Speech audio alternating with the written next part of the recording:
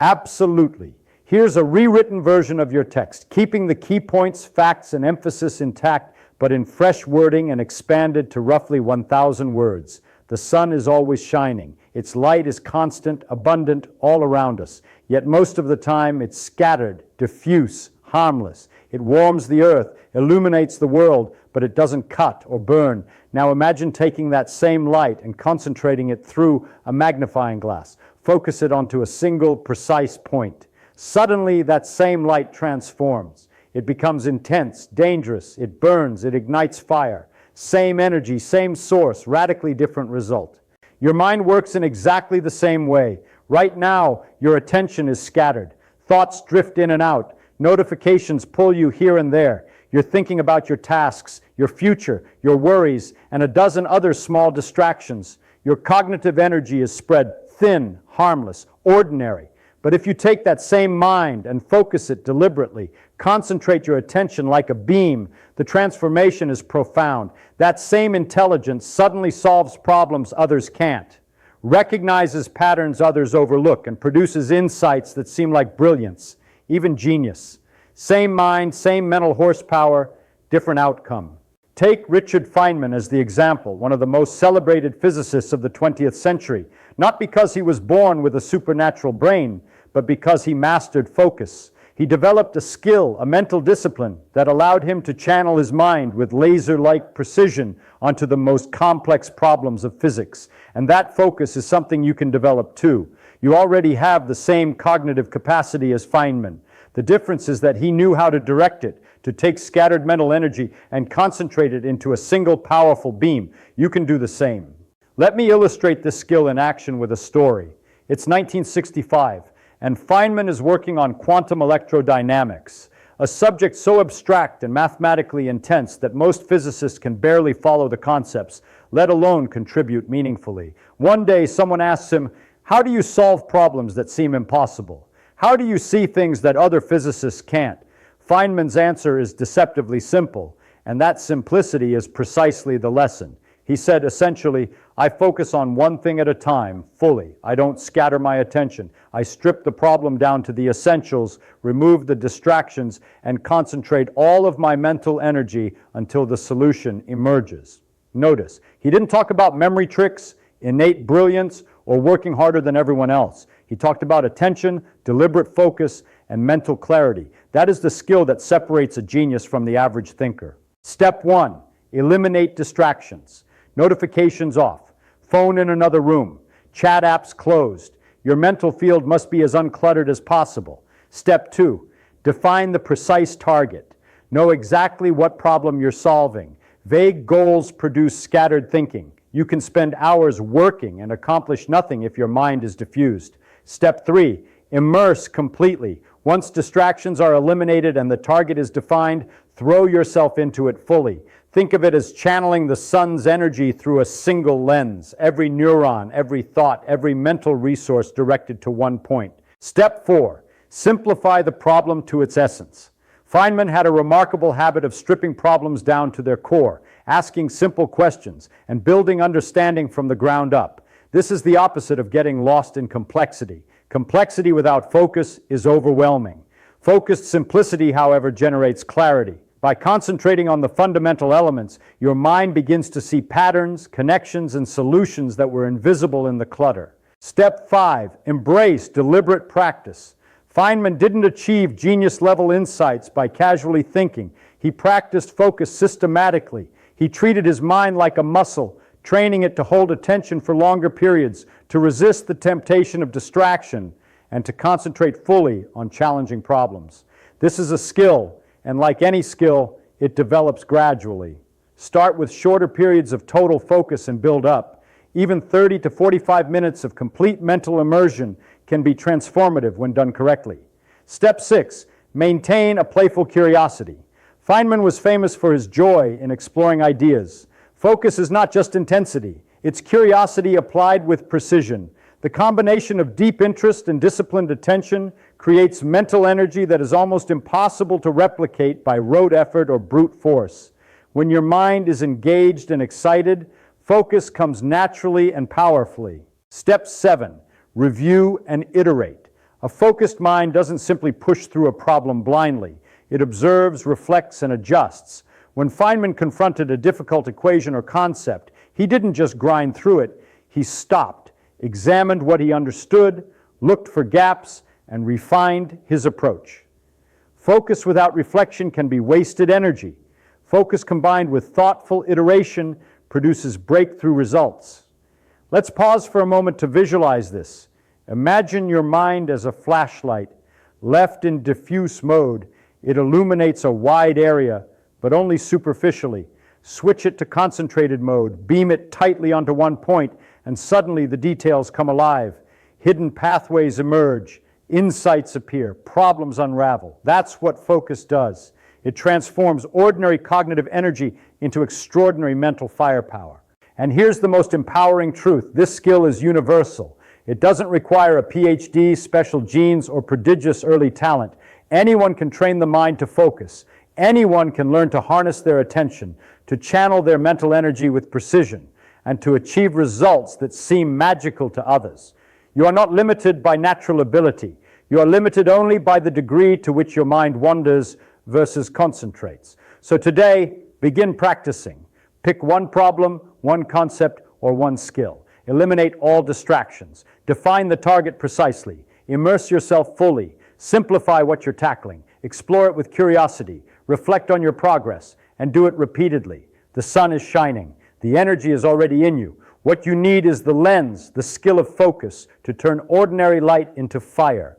The difference between a mind that drifts and one that burns is not knowledge, it's attention. Not raw intelligence, it's concentrated effort.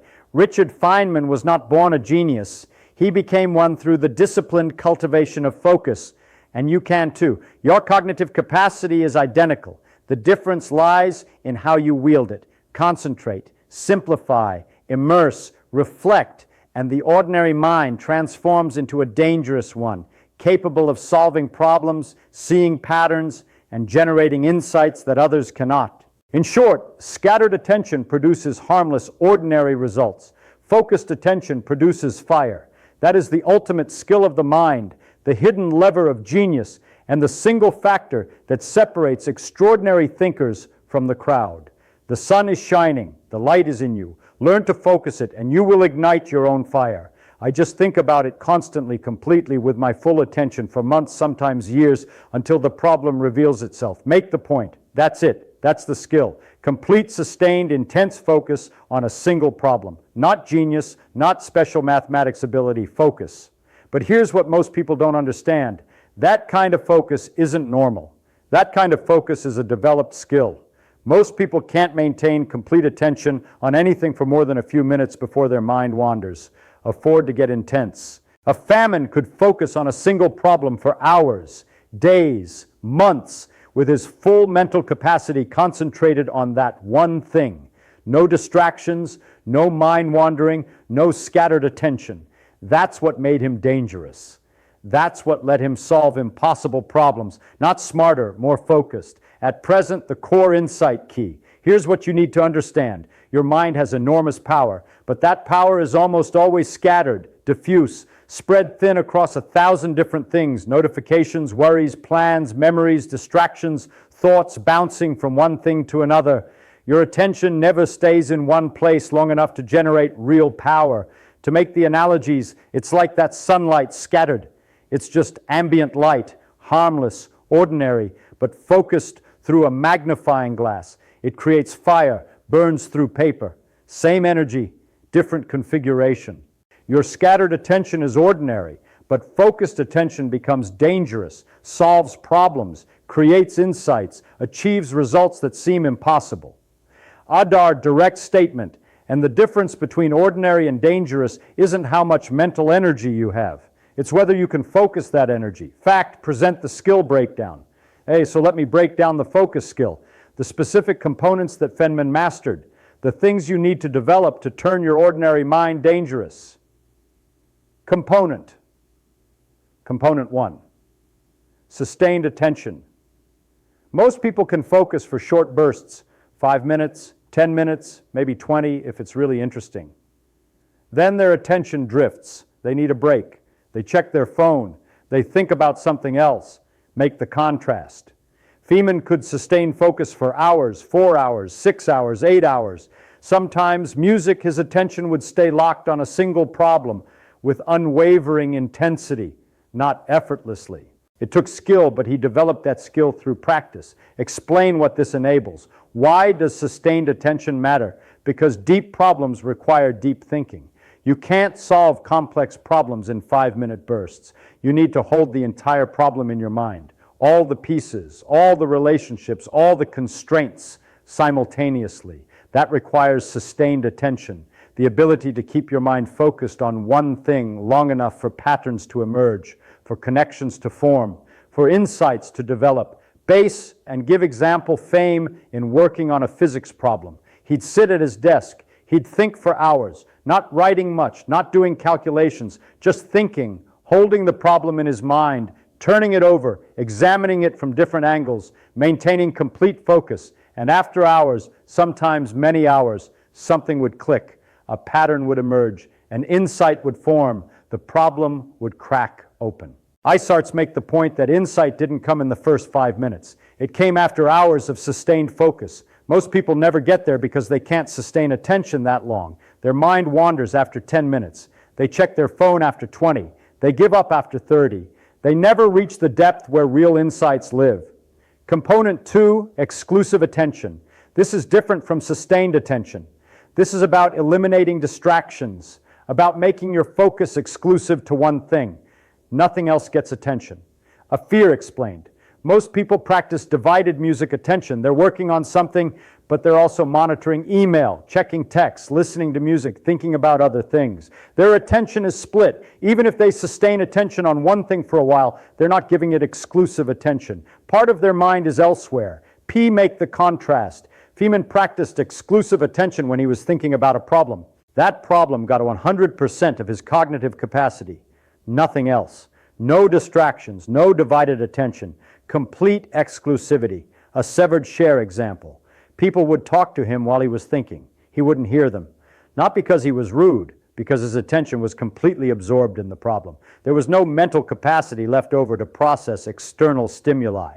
His wife would call him for dinner. He wouldn't respond. Students would knock on his office door. He wouldn't notice. His attention was exclusively focused. I'll explain why this matters. Why does exclusive attention matter? Because divided attention fragments your mental power. Each distraction takes a piece. Each split in focus reduces your effective cognitive capacity. But exclusive attention concentrates everything, all your mental power directed at one target. That's when your mind becomes dangerous. S-press make it practical fairer. Think about a magnifying glass. If you move it around, the light scatters. No fire. But hold it steady, focused exclusively on one spot, and that spot ignites. Your attention works the same way. Keep it moving. Keep it divided, and nothing ignites. Hold it steady on one thing, and that thing catches fire. Problems burn away. Insights emerge. Thoris component 3. Component 3, deep attention. This is about the level of engagement. Surface level attention versus deep attention. Shallow processing versus deep processing. Explain the differences. Shallow attention is reading words without thinking about meaning, following procedures without understanding principles, consuming information without processing it. Deep attention is engaging fully, questioning everything, connecting to other knowledge, building understanding, really thinking, not just exposing yourself to information. And make the contrast that most people practice shallow attention.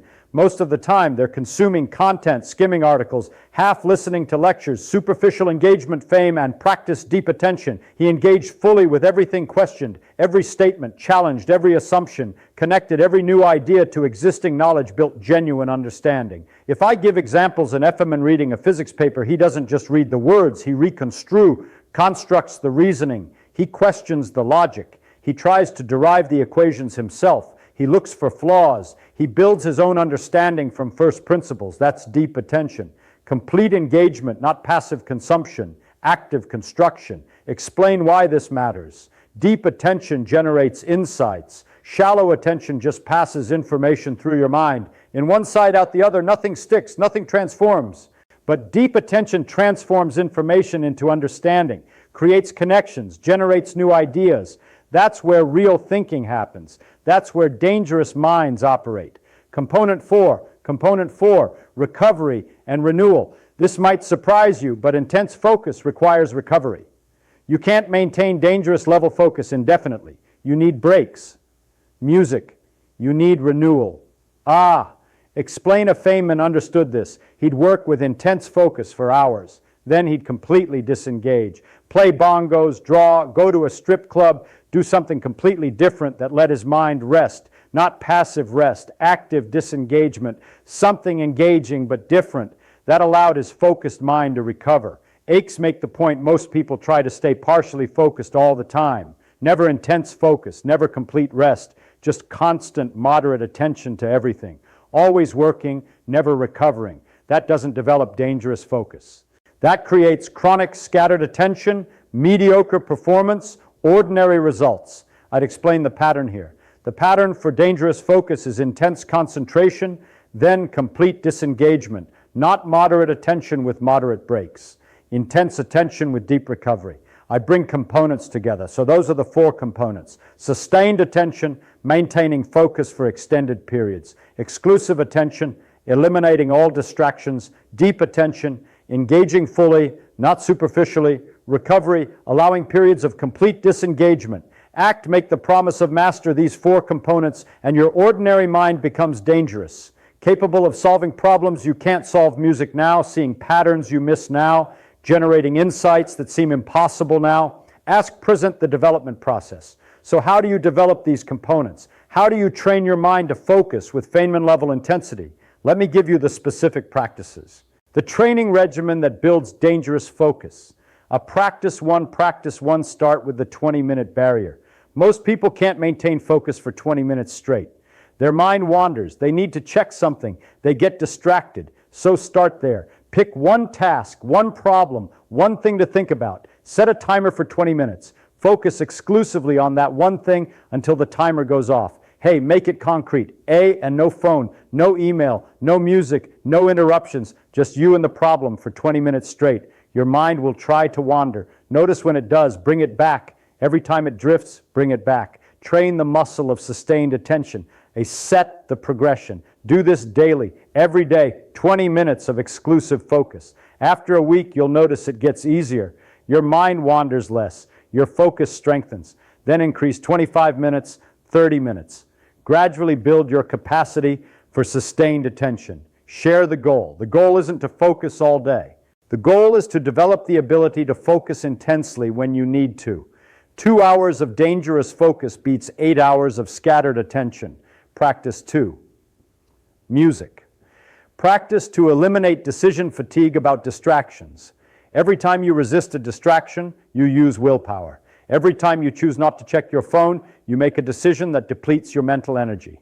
Aricent present the solution. So don't rely on willpower, remove the decisions. Make distraction impossible during focus time, phone in another room, email closed, internet off if possible, notifications disabled, nothing that requires you to decide, should I check this? Guy explained why. When distraction isn't an option, your mind settles into focus more easily. You're not constantly fighting temptation. You're not making decisions. You're just focusing. Give Feynman an example. Feynman would go to his office, close the door, turn off the phone, make himself unavailable, not because he had superhuman willpower, because he removed the decisions. PAX Practice 3. Practice 3. Use a focusing ritual. This is powerful. A specific sequence of actions that signals to your brain. No. We focus. Yes. Make it concrete. Maybe it's making a cup of tea, sitting in a specific chair, opening a specific notebook. The ritual itself doesn't matter. What matters is consistency. Music. Same ritual, same sequence. Every time before focused work, Verser explained the mechanisms. Over time, your brain learns. The ritual becomes a trigger. It signals this is focused time. Your mind shifts gears, drops distractions, prepares for deep work. Our share Feynman's ritual. He of famine had rituals. Specific ways he'd set up his workspace. Specific times he'd work. Specific conditions he'd create. Not superstition. Conditioning. Training his brain to enter focus mode. Act practice for practice forward. Practice monotasking obsessively throughout your day. Whatever you're doing, do only that thing. If you're eating, just eat. If you're walking, just walk. If you're talking to someone, Just talk to them. It can make the point. This trains your brain to focus on one thing. Most people are constantly multitasking, eating while scrolling, walking while texting, talking while thinking about other things. That fragments attention, trains your brain to be scattered, makes sustained focus harder. Show the alternative vibe. But if you practice monotasking obsessively, you train focus. Your brain learns to give full attention to whatever you're doing. That capacity transfers to your focused work. Practice 5, practice 5. Build your capacity for boredom. This is crucial. Most people can't focus because they can't tolerate boredom. The moment something isn't stimulating, they seek distraction. Explain the problem. But deep focus often feels boring initially before insights emerge. Before patterns become clear, there's a period where you're just sitting with a problem, nothing happening, feels like nothing's working. That's when most people quit. That's when they check their phone. That's when they give up. I show the solution. But that's the critical period. That's when your unconscious mind is processing. That's when deep thinking is happening. You have to sit through the boredom to reach the insight. Let us make it practically. So practice tolerating boredom. Sit without stimulation. Let your mind be unstimulated. Don't reach for your phone. Don't seek entertainment. Just sit with nothing. Build your capacity to tolerate non-stimulation. That translates directly to your ability to maintain focus through the boring parts of deep thinking. Vaser tells story. Let me tell you about someone who developed this skill. Call her Sarah. Sarah was smart, capable, but couldn't focus. Her mind constantly wandered. She'd start working on something, and within 5 minutes, she'd be checking email, scrolling social media, thinking about other things. She was frustrated. She knew she was capable of more, but couldn't concentrate long enough to achieve it. Share her process, and then she learned about Feynman's focus skill, and she started training 20 minutes a day of sustained exclusive focus. No exceptions every day. First week was brutal. Her mind rebelled, wanted distractions, felt anxious without stimulation, but she persisted. Ads showed the progression. Awesome second week was slightly easier. Third week she increased to 30 minutes. Fourth week she noticed something. She could focus at will. Now when she decided to focus, her mind obeyed. 6 months later, she could maintain intense focus for 2 to 3 hours straight, not all day. But when she needed to, she could concentrate with dangerous intensity. I share the results, and her work transformed. She solved problems in hours that used to take weeks. She had insights that seemed to come from nowhere. Her productivity multiplied, not because she became smarter, because she learned to focus all her intelligence into a concentrated beam instead of scattering it. A secret make the universal points that's available to you. That transformation, that capability, that dangerous focus. You don't need a better brain. You need to learn to focus the brain you have. Address the modern challenge. Now here's the challenge. The modern world is designed to destroy your focus. Notification, social media, email messages, news, entertainment, constant stimulation, constant distraction. Your environment is actively fighting your attempts to focus, make the stakes clear date, and most people surrender. They let their attention be pulled in 1,000 directions. They become scattered, distracted, incapable of dangerous focus, and they wonder why they can't accomplish what they're capable of. Why they can't solve hard problems. Why they can't achieve breakthrough results or reveal the truth. It's not because they're not smart enough. It's because they can't focus their intelligence long enough or intensely enough to generate real power. At present, the choice was so you have a choice. You can let the modern world scatter your attention, make your mind ordinary, harmless, constantly distracted, or you can fight back. Develop dangerous focus. Learn to concentrate your mental energy with intensity that burns through problems. Share Feynman's advantage. This was Feynman's advantage, not that he was smarter than other physicists. Many physicists had similar intelligence, but Feynman could focus with greater intensity for longer periods with deeper engagement. That made the difference. That's what let him solve problems others couldn't. Not more intelligence, better focus. Make it personally, and you have access to the same advantage. You can develop the same skill. You can train your mind to focus with the same dangerous intensity. Present the commitment, but it requires commitment. It requires practice. It requires saying no to distractions. It requires training your attention like an athlete trains their body. Sex, give the challenge. So here's my challenge. Starting today, practice dangerous focus. 20 minutes, one task, Exclusive attention, no distractions every single day for 30 days. Car, make the prediction. Do that, and music, you'll feel the difference. Your mind will become sharper, more capable, more powerful. Absolutely. Here's a rewritten version of your text, keeping all the key ideas intact, expanded and clarified to about 700 words. The problems that frustrate you today, the challenges that feel unsolvable, will begin to give way. Insights will appear where there was confusion. Results will improve, not because your raw intelligence increased, but because you learned how to focus the intelligence you already possess. And here's the deeper truth behind it. Most people never fully use the mental power they have. Not because it's missing, but because it's scattered, diffused, never concentrated. It's like owning an incredibly powerful flashlight but leaving it switched off. The energy is there, but it's unused, wasted. Now imagine what happens when you do turn it on.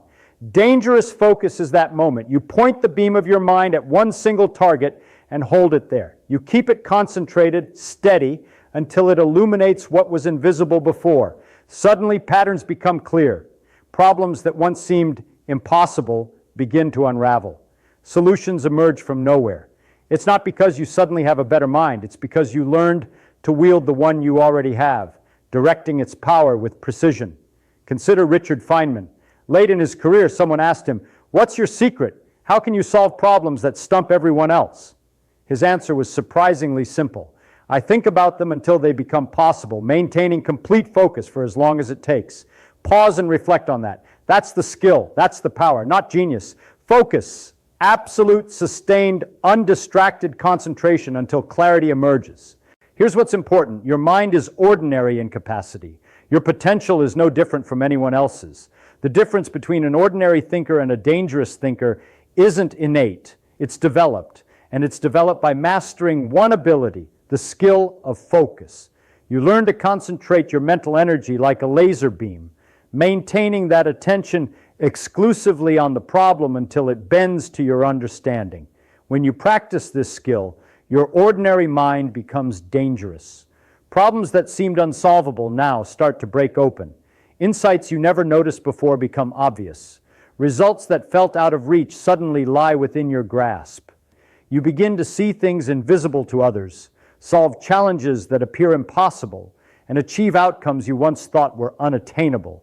Here's the ultimate principle. The sun is always shining. The energy is always there. The question isn't whether your mind is capable. It is. The question is, will you let your mental energy scatter harmlessly, or will you focus it until it ignites? That choice is yours. You already possess the power. Now it's a matter of learning to concentrate it. That is what turns an ordinary mind into a dangerous one. That is what separates thinkers who act from thinkers who merely watch. And if you want to go further to truly understand how Feynman trained his mind, not only focus, but the full range of cognitive skills that made him exceptional, then take action. Like this video and subscribe to the Mind of Richard Feynman channel. Here we explore the actual methods of mental training that produce extraordinary capability. Not motivational fluff, not inspiration, but real actionable skill development. This is a call to action. Develop the ability to focus, train it, strengthen it, make it a habit. Learn to direct your mental energy with the precision of a laser. Once you do, the ordinary becomes extraordinary. Problems that seemed insurmountable will yield. Insights that were invisible before will appear. Results that felt out of reach will become yours. The potential is already inside you. The missing piece is the skill to focus it. See you in the next lesson, where we will dive deeper into Feynman's techniques, exploring the full suite of mental strategies that turn ordinary thinking into exceptional performance. Let's build dangerous minds together.